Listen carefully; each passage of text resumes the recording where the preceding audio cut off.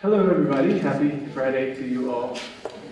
Thanks for coming out again in a very intense period in the public programs here at USAID. Today, as you know, we have the great honor of welcoming Neyran Turan, who is, as you know, also leading this year's OPN Masterclass, which is, I encourage anyone who's not partaking in that to pass by. It's in the Henderson Exchange right now, over the course of the weekend, and the final presentation of that will be in the Beckley Forum on Monday. So please do pass by and chat with people about it.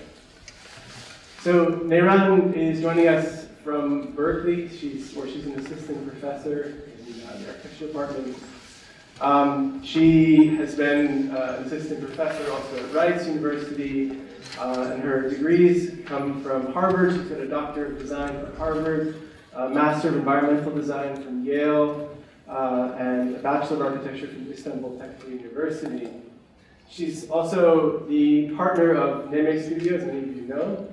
NEMESTUDIO was founded by Neyran and her partner Mete Sonmez. It's an architectural office that produces work that spans from buildings to much more speculative work throughout all scales. And so again, I think most of you will have seen that already, some of her work, and she's going to look at that obviously today. But I really appreciate her work in its sort of unconventional scope, and again, its more speculative take on matters outside of architecture, matters that touch architecture, but in a way that architecture can also touch back into the world, looking at the broad concerns from the city, the environment, and geography.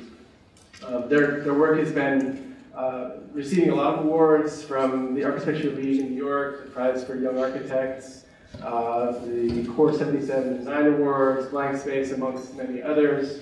It's been published in things like Wallpaper, Icon, New Geographies, which is, by the way, also a journal that Neyran co-founded, is it?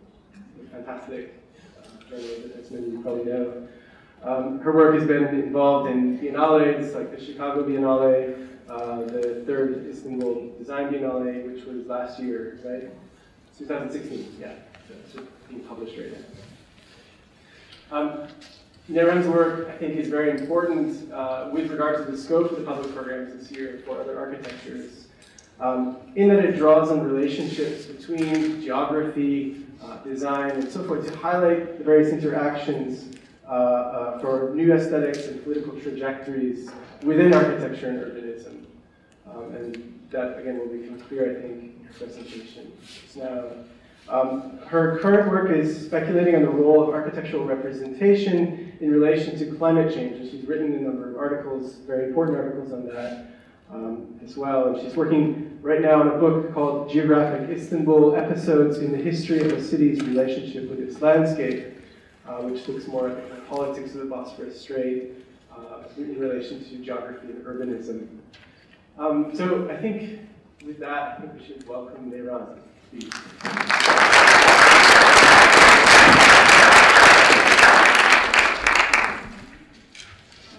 I don't know if the microphone, I feel like it's not working. Probably at first. Low battery. There's batteries in the drawer. Okay, bear with us for a second.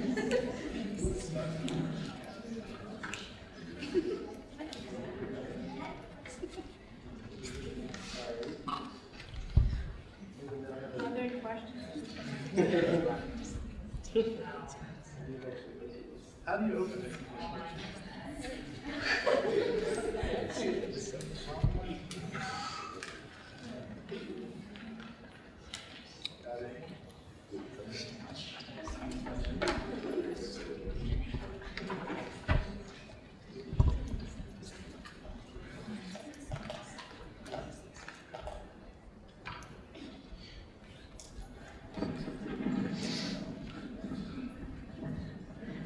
Is it working?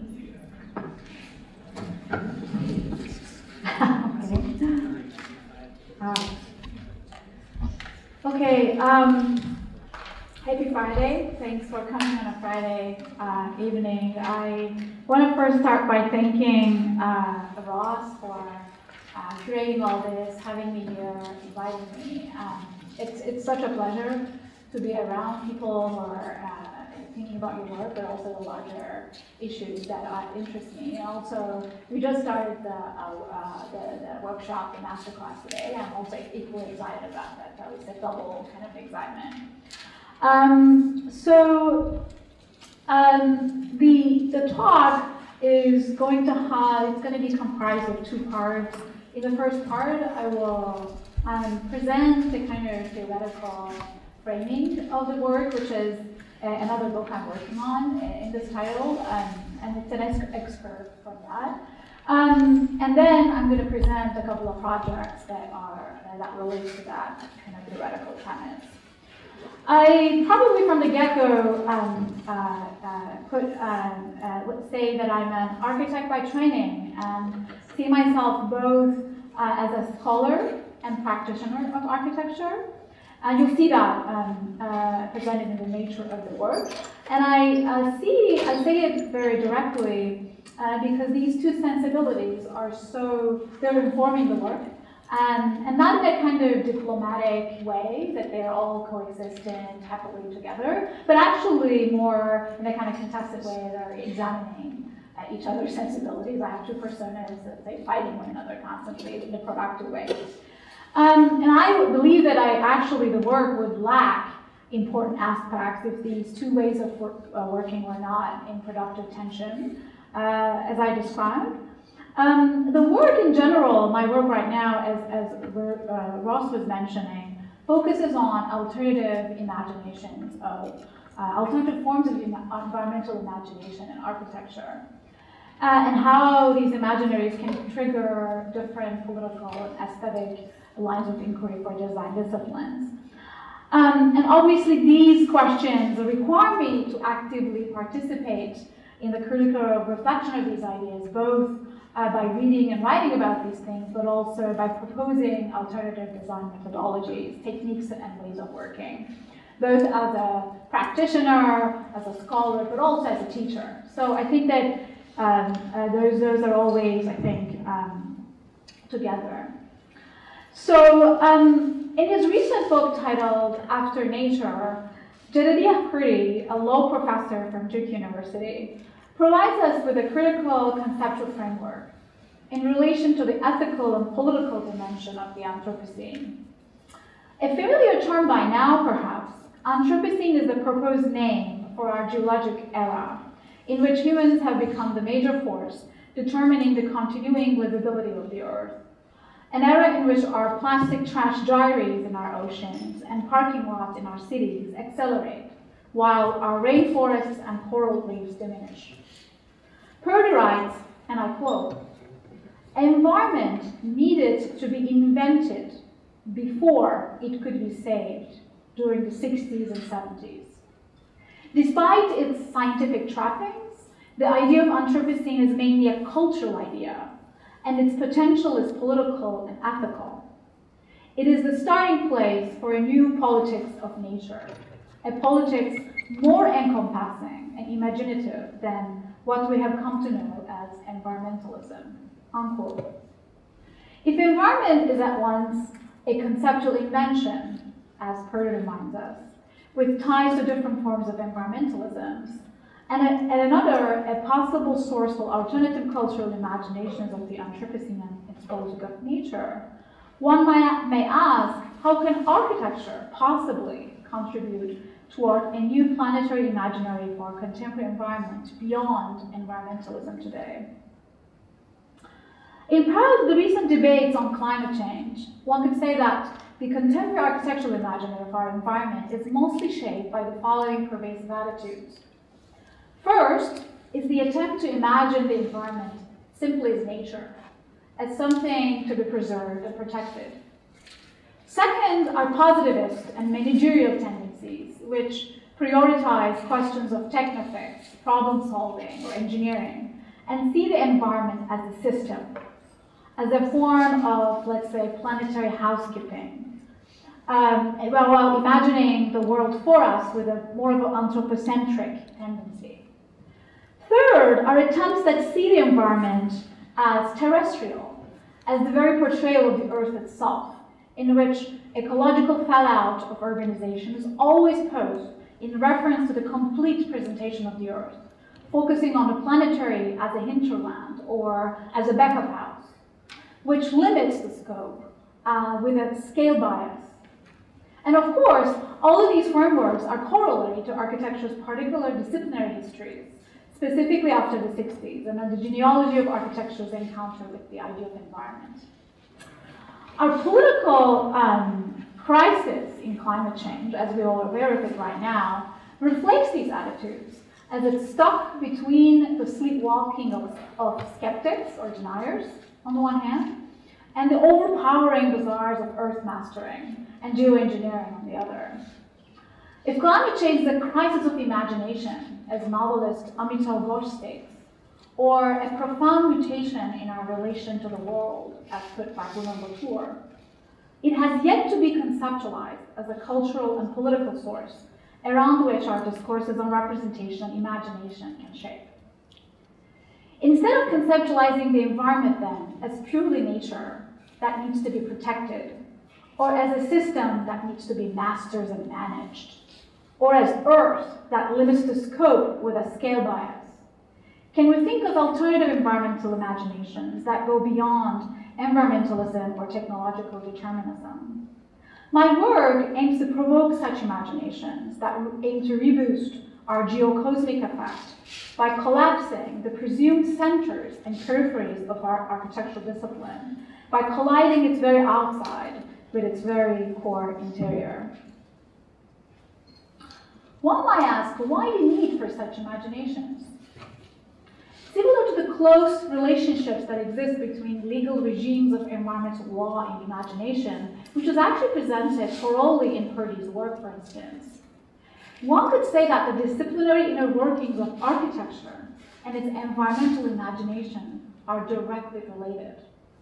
Think of the very relations, for instance, between our building codes, technical standards, specification requirements, from fire safety, egress regulations to environmental control, all of which not only have a profound effect on the arrangement of our interior spaces, which we already know, but also at a much broader level represent our assumptions and values about what constitutes the idea of environmental quote-unquote safety for architecture, with close ties to issues of governance, power relations, and institutionalization.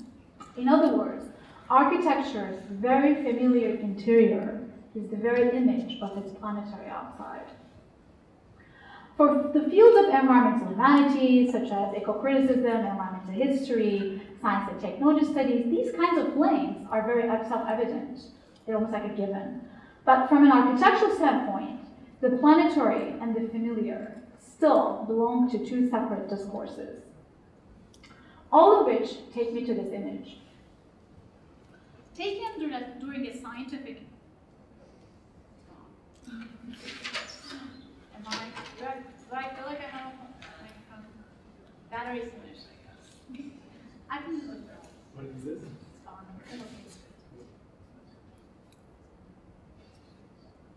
Okay, wow. All of which take me to this image. Taken during a scientific expedition, this photograph is from the remote Henderson Island, which lies in the Pacific Ocean, halfway between New Zealand and Chile. Henderson Island was named as a UNESCO World Heritage Site in 1988 for depicting, quote-unquote, its rare ecology that is practically untouched by human presence, unquote, and was later designated, actually, as part of one of the world's largest protected marine reserves in the Pacific Ocean. When Henderson Island was again a focus of attention in 2015, as part of a research looking to the South Pacific Gyre, however, the researchers found more than 55,000 pieces of human-made trash, fishing gear, water bottle, toys, etc., largely made of plastic deposited by ocean. And they estimate that 17.6 tons of debris existed in the island, the peak density of plastic debris recorded anywhere in the world.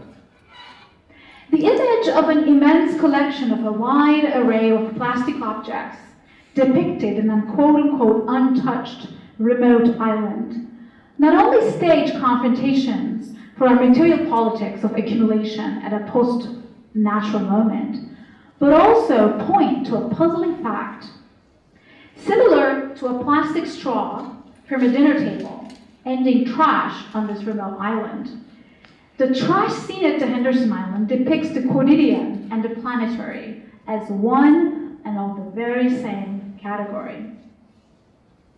My research and creative work take on these questions by presenting a set of unconventional collisions between architecture and climate change, which all extrapolate broader questions of the city, the environment, and geography through the lens of specific architecture questions, such as form, representation, and materiality.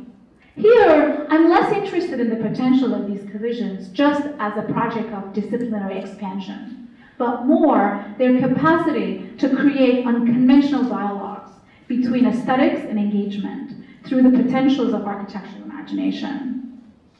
A recent drawing that we just completed, titled "The Moon, the Cutting Board, and the Miscellaneous," depicts this sensibility directly. This project has been commissioned by the Los Angeles Forum for Architecture Design, in which we were asked to draw the plan of a future architectural studio of instruction in a space that they gave to us. And we proposed a space of architecture instruction with one big table that frames the interior of various kinds of large-scale architectural models that range from the moon, the cutting board, a window, a blown-up construction detail, X-Acto knife, rocks, pipe, and others, which all portray a collapse of hierarchy as the kinds of things that make up and surround architecture's environmental imagination. In my work, architectural representation not only presents a window into the world, but as a way of making the world, as a primary site of investigation.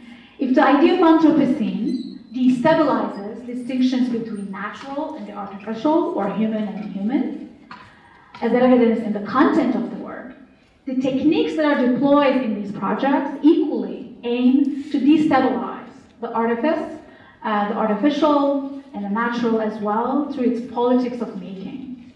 Now I'm going to present 5 projects, some briefly, some in more detail. The first is our Museum of Lost Volumes project, a project that aims to tackle such questions in relation to resource. As a geoarchitecture fiction and a satire commentary on resource extraction, Museum of Lost Volumes provides an alternative focus on the mining of rare earth minerals. Since rare earth minerals are the backbone substance and the unique commodities that are used in quote-unquote green technologies, such as wind turbines, electric batteries, solar panels, electrical vehicles, laptops, the project speculates on the future controversies of resource scarcity in the abundance of green technologies. It imagines a museum of ancient resource extraction ruins for a time when mining is an obsolete practice and treated similarly to an ancient monument or extinct species to be housed in a natural history museum. It renders the geographic scale as a tangible entity through the limits and potentials of architectural imagination. In the context of debates on climate change and the Anthropocene, the Museum of Lost Volumes project positions architecture both as a background and as a measure against which the world might be read. Like architecture then, the project represents the world back to itself. One of the very first projects in which this contestation between architecture and the geographic was explored was our Strait installation, which was on view at the Salt Gallery in Istanbul in the summer of 2015. Now some background. In March 1994, a dramatic accident occurred in the Bosphorus Strait of Istanbul. A 100,000-ton tanker carrying crude oil from Russia collided with a cargo ship at the northern exit of the strait. The cargo ship exploded and ran aground, while the oil tanker immediately caught fire and released more than 13,000 tons of oil into the sea. The fire continued for weeks, causing a devastating environmental disaster. After the collapse of the Soviet Union and the opening of the Caspian oil reserves in the 90s, the Bosphorus Strait became one of the 6 busiest oil shipping choke points in the world. Compared to the other oil routes, however, here you're seeing the strait, Bosphorus Strait on the left lower. The Bosphorus Strait is unique if you look at the other examples because it's one of the narrowest and most urbanized, as it passes through the heart of Istanbul, a city of 14 million citizens. To complicate matters even further, the geographic form of the strait, with its sharp and narrow turns, makes it one of the most risky and difficult channels to navigate in the world. Despite the seriousness of the risk, during the 90s, environmental concerns regarding the transit of colossal oil tankers through this navigational route was conspicuously related to the promotion of the transnational Bakü-Tiflis-Ceyhan pipeline. Here, I don't have a pointer, but towards the left is that Bosphorus Strait, is where the strait is located, and the line that's running through is this alternative pipeline. So the government wanted that pipeline to be built, as the pipeline was an alternative route to the transit of Caspian oil through the Bosphorus Strait. And more recently, the risk associated with the government at the time were very sympathetic to discussions of ecology or risk at the time, because they also wanted the Bosphorus Strait not to be used as a route because of the pipeline. And more recently, the risk associated with the tanker passage through the strait is used as a pretext for the construction of the controversial Canal Istanbul project, a massive 30-mile-long man-made canal that will act as an alternative route between the Black Sea and the Marmara Sea. So they're saying we need to build another canal because it's risky for the tankers to pass through the city. So the strait installation brings this framework to architectural and urban imaginaries by manifesting the narrow strait through the tangible experience of an installation object. Invading the entrance floor of the gallery as an out-of-scale monolith, the installation object is an abstracted lab replica of the Bosphorus Strait, which extrudes the strait shoreline to the height of the ceiling without articulating its topography. So it's not a model, one-to-one model. Gaining more mass and volume in this way, the object renders the Bosphorus as a constricted experiential condition as the visitor's path through the installation evokes an oil tanker struggling with the narrowness of the Bosphorus Strait. The installation object is scaled so that the tightest point at this replica is 90 centimeters, which is the minimum dimension for a door opening. To amplify the contestation between architectural and the geographic, the installation reconstructs the crenellated shorelines of the Bosphorus with locally used crown molding section profiles, commonly used as interior ceiling ornamentation in Istanbul. Here you see a close-up where the geographic information is abstracted as architectural detail. By collapsing the vertical extrusion of geographic information with the horizontal extrusion of ceiling ornamental profile, the shorelines become both more tangible and more abstracted in architectural scale. And as part of the exhibition, the installation object is also accompanied with the presentation of a geographic fiction, a story illustrated through a series of speculative architecture drawings and presented in the form of a silent film, which I'm going to show.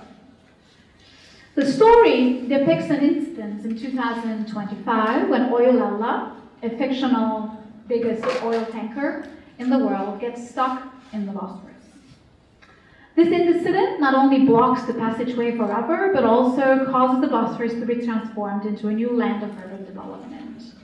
In the story, some structures on the Bosphorus turn into touristic destinations, depicting an archaeology of an oil shipping landscape. New developments take advantage of this rapidly urbanizing land. And architects reimagine the landscape with building new projects. For new construction, building codes get created by taking Oilella as a guideline for the most historical structure, so it becomes part of the history of the city. And monuments get built to commemorate previous oil spills on the spots where they happened. And finally, the installation object of the strait installation is presented as one of those monuments built to commemorate the original shoreline that dissolved after the infill. Here you go. So, 7 minutes.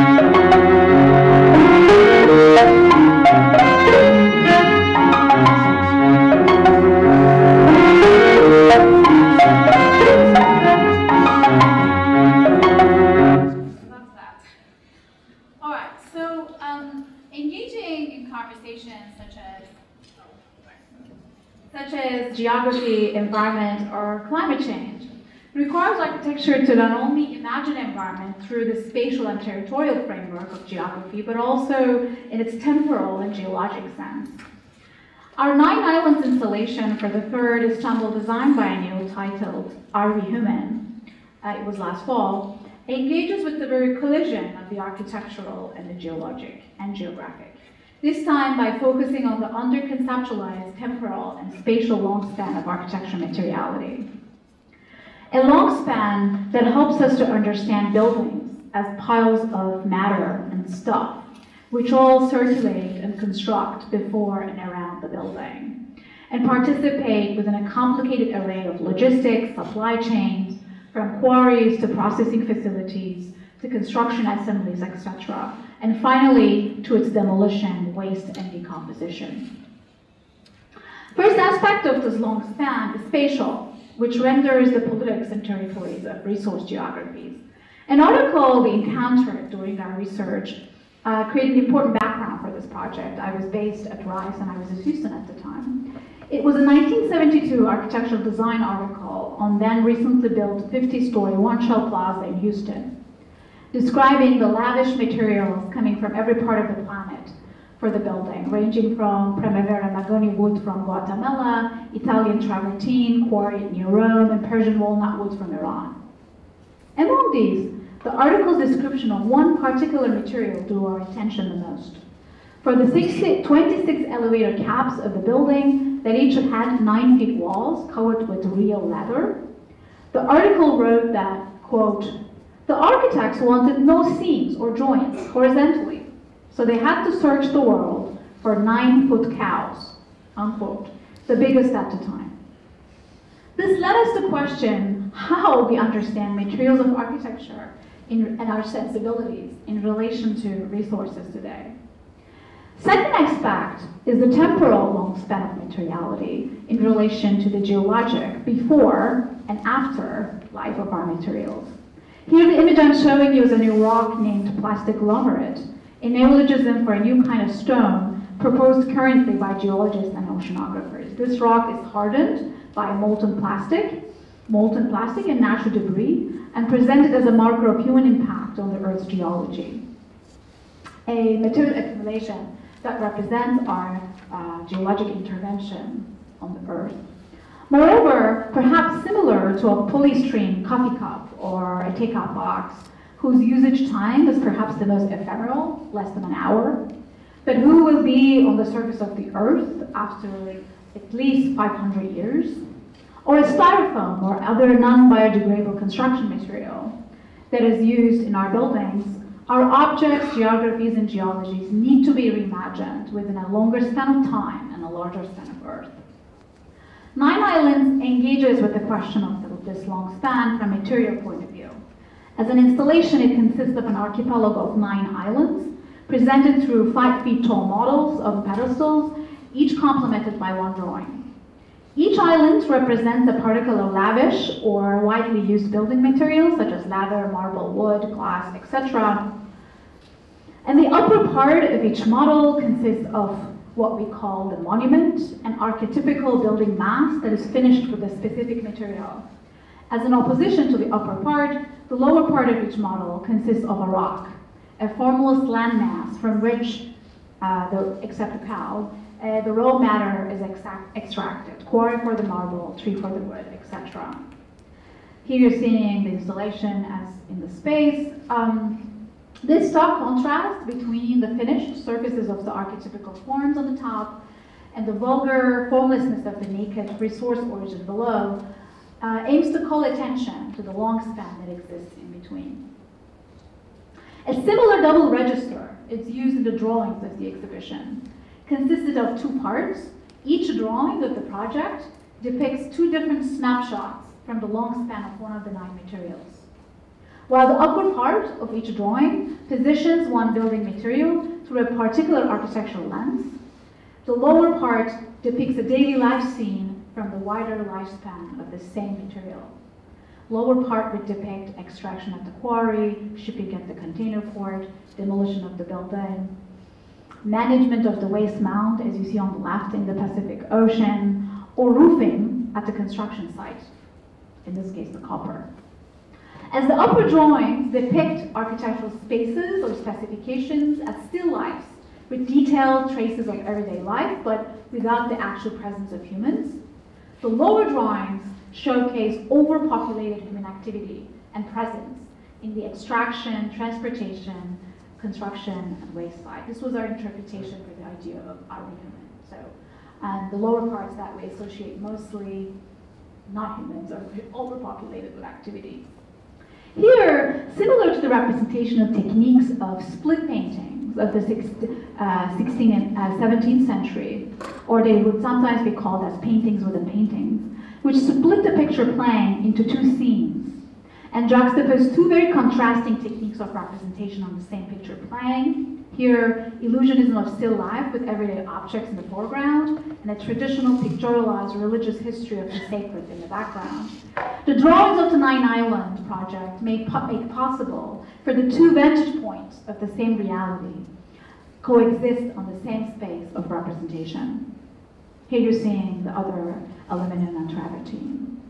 The geographies that are depicted in the 9 Islands project lie outside ecology's focus on the natural and the wilderness, and urbanism's focus on the city because of their invisibility. But they play a central role in the production and conception of what is known to us as the built environment. In that light, the project calls for an architectural imagination that not only stages these landscapes from geographic and geologic points of view, but also juxtaposes that imagination with the extremely familiar aspects in relation to the material practice of architecture. 2 of our most, I hope I'm on time, our recent projects expand on this collision of the environmental and the familiar through a deeper focus on the relationship between architectural materiality and representation. First of these is our new Cadavre Qui project, which speculates on architectural materiality in the context of digital accumulation. This project was enabled by a research grant that I received from Berkeley Center for New Media, so that in fact was part of the project. We're coming back full circle from where I started. And the starting point of this project is actually the doubling of these 2 images. Henderson Island, that I described on the right, and 3D Warehouse on the left. 3D Warehouse is an online open source digital library in which more than 2 million 3D models of all kinds of objects, including buildings, natural features, toys, tools, machinery, are accumulated. Some of them are high, some of them are lousy detail and articulation. Some of them built as perfect replicas for projects, some of them disregarded debris or residues for a project. These digital ready-mades are the material ruins and debris of media accumulation. Similar to Hitoshi Teruo's articulation of poor images that carry the formal residues of their digital circulation, such as low resolution or degradation, these models are poor. By living within online sharing platforms, they disengage themselves from their original purpose and setting and become a backdrop for other models and contexts. They are the very stuff of the digital. When positioned next to one another, plastic pile accumulating on the Henderson Island and the digital models piling on in the 3D warehouse present an important dilemma in relation to human debris.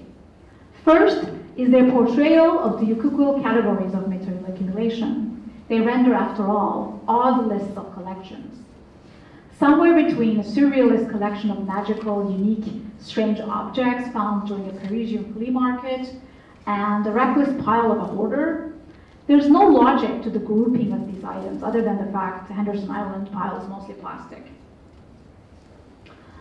Reminding the famous strange list of extraordinary animals that Michel Foucault borrows from Georges Borges, or the list of ingredients in artist Vic Mukni's mounds, the grouping in these images is additive, accumulative, and non-hierarchical.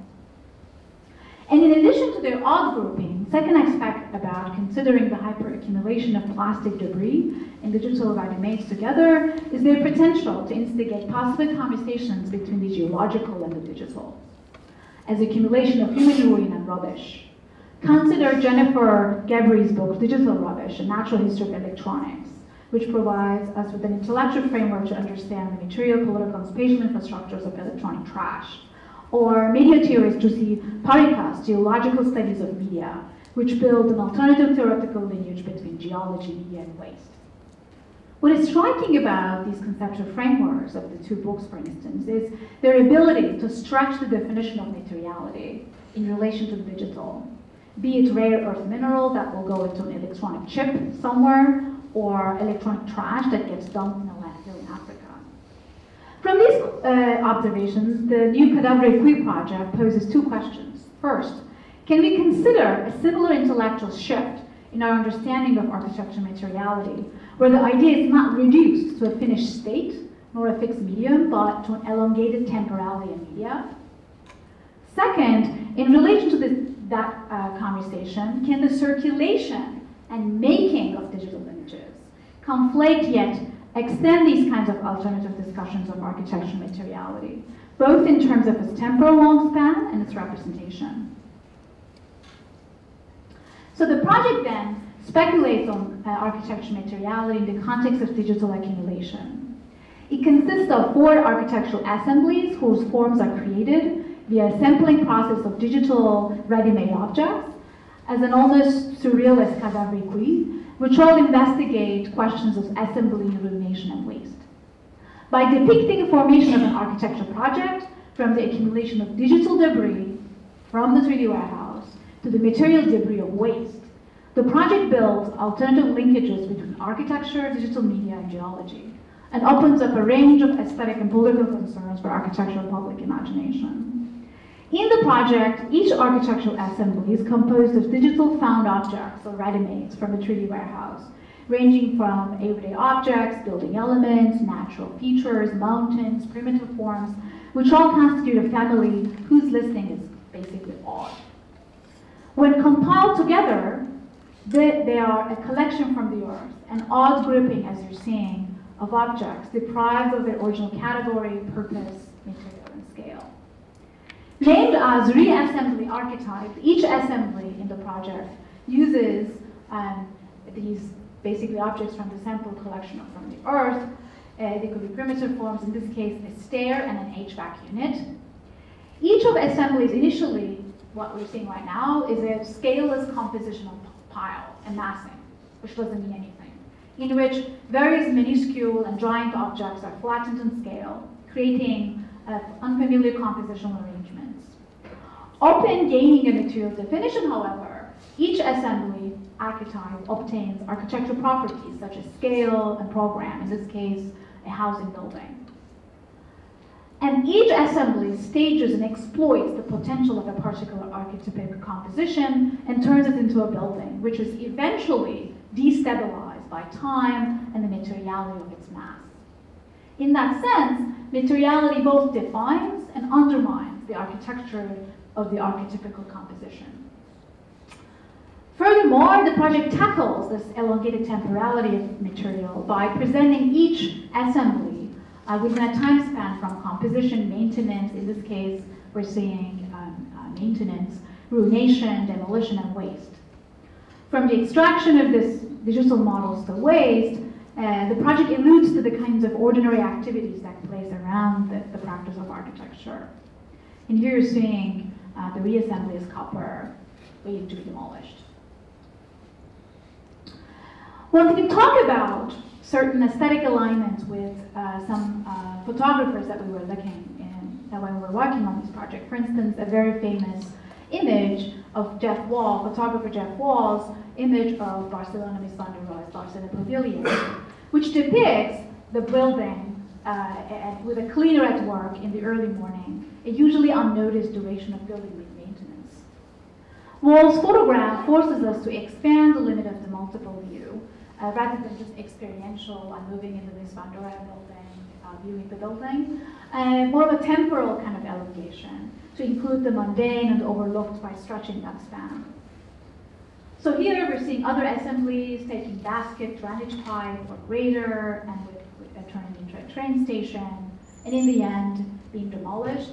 But at the end of the day, finally, the project's goal is positioning the making of digital images as part of architecture's materiality. And here's seeing some other kinds of examples. There's a video, but I think by time, it's better if I... Let's see if in the end, if you say yes, I'll show it. So, like I said, with the work of certain photographers, like Larson Marie-Solier in this case, where in the image, if you look at the image, it seems pretty plausible as a thing, as a real material, cordon in the world. But Marie-Solier distorts realisms of everyday life in her digital collages. Streetlights, signs, building facades. So when you look at the image, we know that it's not totally unreal, but there's a mysterious, a small degree of abstraction, a departure from the real, that we know that it's a fictional depiction. So the drawings of the new Geographic Fiction project allude to this aspect by presenting each reassembly as a scaled physical model, which is being photographed, while the entourage in the foreground of each drawing depicts the particular activity presented. In this case, kind of daily activities going on in the foreground, or some people are moving into the building. And the entourage that are placed in the background of each image gives hints about the scale of the photographed physical model. So the table lamp, water bottle, etc. So it is actually a physical model being photographed. In this way, the drawings juxtapose the two very contrasting techniques, like the split paintings, techniques of representation on the same picture plane. Digital rendering of the everyday life scenery around the building in the foreground, and a physical architectural model scene in the background. In this way, the drawings make possible for the two vantage points of the same reality coexist on this, again, space of representation. In this case, the digital and the physical. All of which leads me to the last project, and whose representational framework carries these sensibilities, but in a different way. The Middle Earth dioramas for the Planet project imagines a museum of post-natural history for an era in which glaciers have already shrunk. Global carbon dioxide and sea levels rose to unprecedented levels. An era in which climate of the Earth has already changed. An era in which the idea of quote-unquote nature belonged to us, to ancient humans. A museum that exhibited records, collections, and historical specimens in relation to climate change, with stories of animals, geology, fungi, paleontology, climatology, through a display of dioramas that depict sceneries from this post-natural world. The project is a speculative architectural proposal situated at the coordinates of the 0-degree longitude and 0-degree latitude. The exact location on Earth where the equator crosses the prime meridian near the Gulf of Guinea, Africa. Each diorama displays a specific problem brought by climate change, especially taking place at the quote-unquote middle of the Earth, around the equator, the Earth's 0-degree latitude. The melting of icebergs, deforestation in Brazil, Indonesia, plastic waste in the Pacific Ocean, sand mining in Singapore, and e-waste dump sites in Ghana. Here, you're seeing an image, the entrance hall of the museum, which depicts a giant relief map model, which shows the exact location of the museum. The museum is made up of an enfilade of many rooms, each containing a large diorama. Each of these rooms act as an environmental archive, a cabinet of curiosity in relation to climate change. The first room of the museum is the Theaters of Deforestation. It's a large room containing dioramas that depict the deforestation process in Brazil and Indonesia around the 0-degree latitude. Each diorama depicts the act of clearance, the removal of forest for a non-forest use. Each diorama displays a particular tree species and the activities of clearance in detail. In addition to staging real issues of climate change, the dioramas themselves, working with dioramas is obviously not a coincidence. Dioramas themselves are in a state of construction, maintenance, and destruction. Richard Barnes' work was very influential for us.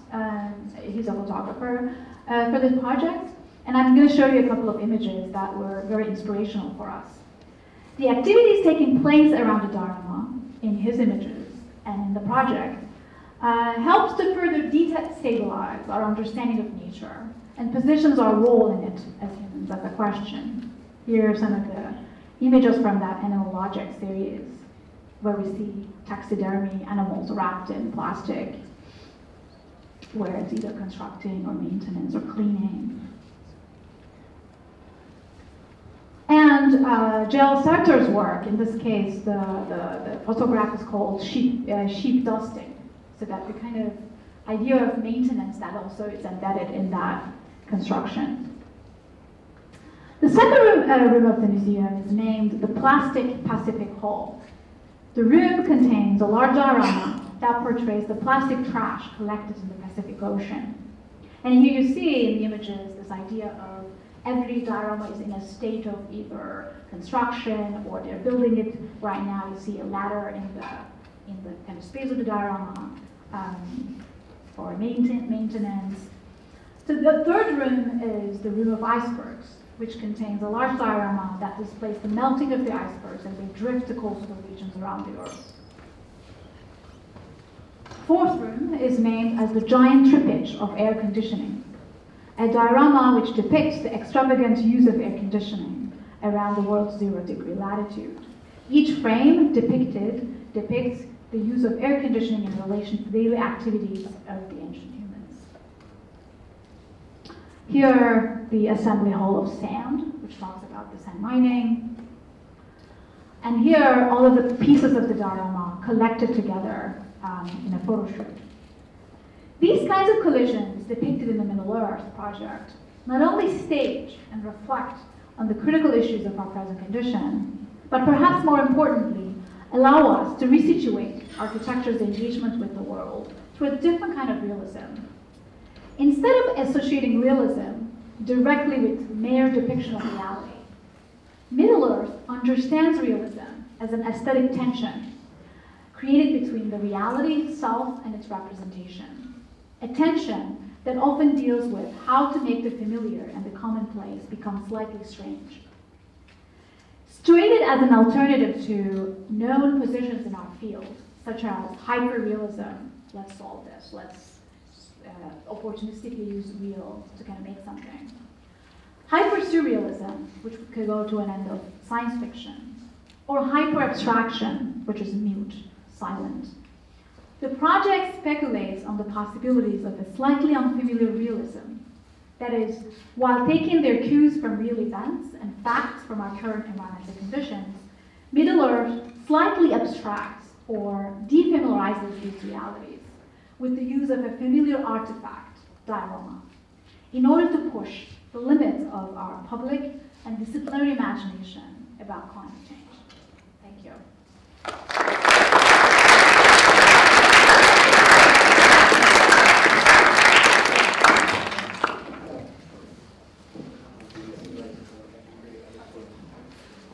Thank you for that, Neyran. One quick question before I pass it on. I'm wondering if in some of your experiments you've also brought in photography of real models, let's say, into the space of the digital and to sort of defamiliarize both lenses, let's say. I think that as I was trying to describe, there are the kind of this destabilization of representation works in different ways, and I think in the last, you detected right, because the last projects are dealing with that more than others, where the kind of confusion about is it actually a model or is it a drawing is exactly at the core of, I mean, for us, if we say, is it digital or physical, means that. Is it something that's produced in the digital realm, or is it something that's done? So the photography of that model in a drawing makes it more like a drawing than a drawing in a sense, but more importantly, brings the kind of element of real into the picture. So they are real in the sense that they're physical and model, but also not real, because they're in the space of the digital drawing. So, yeah. Questions?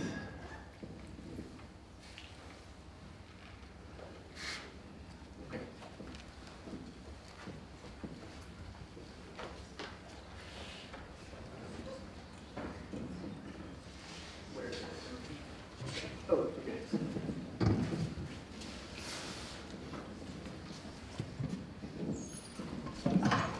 So the pieces that you've been showing us, they definitely have a quality to them that definitely asks to be almost visualized or even made, if you will, to like actually, because I can see these things as actually being sculptures that people can then like walk through or interact with them. And so is that the next move for these particular things, or will they stay these 3D forms? I think that can you hear me if I talk like that? Because Ross is going to get tired. Let exercise. I'm worried about it.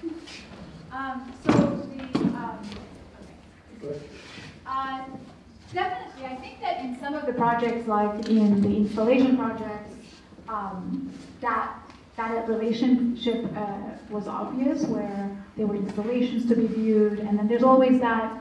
For instance, think about the installation of the Bosphorus, and there's a film. So how we did that is, it's meant to be walked through first, meaning the content, the political background is not released or revealed, let's say, to the public. It really stands at the door. It's a long, it's a gallery that is a long, thin plan, and the installation is really stuck. Actually, our initial proposal was literally put it to the edge because of the barcodes and everything. We couldn't do it, but you enter and then you're presented with this giant monolith that either you engage, meaning you pass through, and then it's a problem because you have to turn around, and there's it's not a very comfortable experience, but you're thinking, or you just pass by, it's a ride, and after you pass through the installation, you're presented with the film. So that, in a way, does many things, because first, there's no content, it's just the thing, right? You experience it, and there's a bodily engagement, and then you're kind of given some sort of story to meet that, right? To question your bodily experience or what just happened. But also in the 9 Islands as well, the kind of models and as installations. I think that, I think you were more asking probably not so much that do you view them, these works just as viewable things, but more what's the next, like would there be another kind of 3D or kind of installation engagement with that? I think that for me, the next step is obviously to test these out. I think the kind of point that Ross was talking about, the kind of physical model being in the space of drawing, I think that probably the reverse could also be tested out. Like how could a model act as a drawing, or certain kind of confusions about that relationship will kind of come, I think, after these projects, because in the initial installations, I think that was not the focus.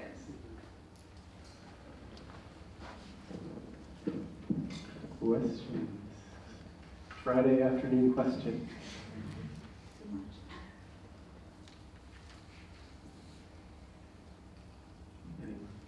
I'll fill the silence.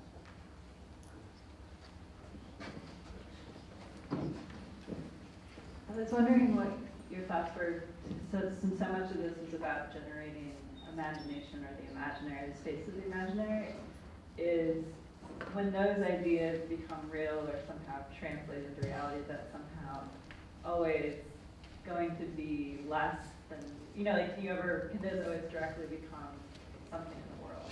Oh, I see. Yeah. I think that that's an important actually question, because part of the reason why, because I mentioned, I used the word collision 2 or 3 times, which is important for the work. And this collision of the architectural, graphic, or larger issues of the world and how as a discipline will operate, yes, those are conceptual questions. But also, I truly believe that they might have real consequences, in the sense that once that conceptual shift is moving in the discipline, let's say, of our students or the way that we work, I'm excited to think that in the real practice of architecture, if those connections are more established both in real terms but also in speculative terms, that would be another kind of practice of architecture. It wouldn't just be, creating drawings and making public talk about the features, which is one dimension. There's almost like 2 audiences, right? One is the public. I think that we as architects have a potential, we have sensibility. We can visualize things. This is not just a, let's visualize these problems in a mapping project. It's actually not. It's almost like creating problems through the visuals. There's that element of pause, of thought. But also, I think that the audience is us, like the audience is the discipline of like students, teachers, practitioners, who, if there's a kind of certain discourse that can be created out of that, where, for instance, like the kind of discourse around codes, like building codes, construction specifications, these are usually things that in our schools we tend to, if we talk about climate change, yes, there's LEED and basically known kind of formats of thinking about these issues, but can we talk about these things in more speculative terms? Those are real things. Those are. So I'm interested in that collision as well. It's not just the visual, representing these things, but also how do they have an impact on the way we think about our own specificities in the discipline.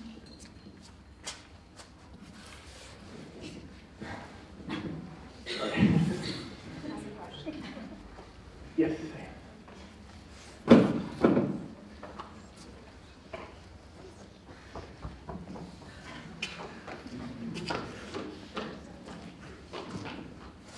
So it seems like the kind of the visual language that you have going is based a lot on kind of simplification of some objects and symbolism. Is there kind of a direct point where you decided that that was kind of a way that you wanted to express, or was that kind of derived a little bit from this 3D warehouse kind of project and something that's kind of been a consistent theme as you move forward?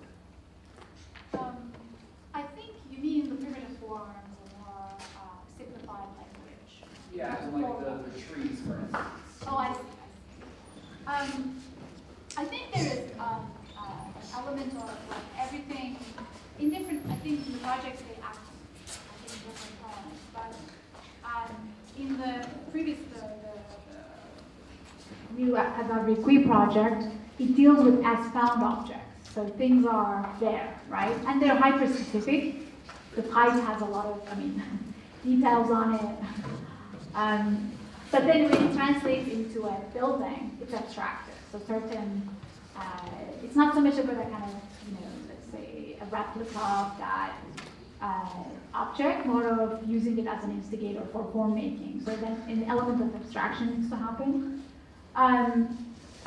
So it's never just, like I was saying before, depicting something as it is. there's always an element of translation, a kind of filtering, an abstraction, a decision from the designer's part. But if you're also asking about the general language of simplified forms, and I think that's coming out of, again, to make sure that you're not caught up in the kind of extravagance of form making, or actually the more important for you to understand that simple might be more tough than complex forms or complexity. There's also an extravagance of simple forms. Too, Right. Which is interesting. That's true.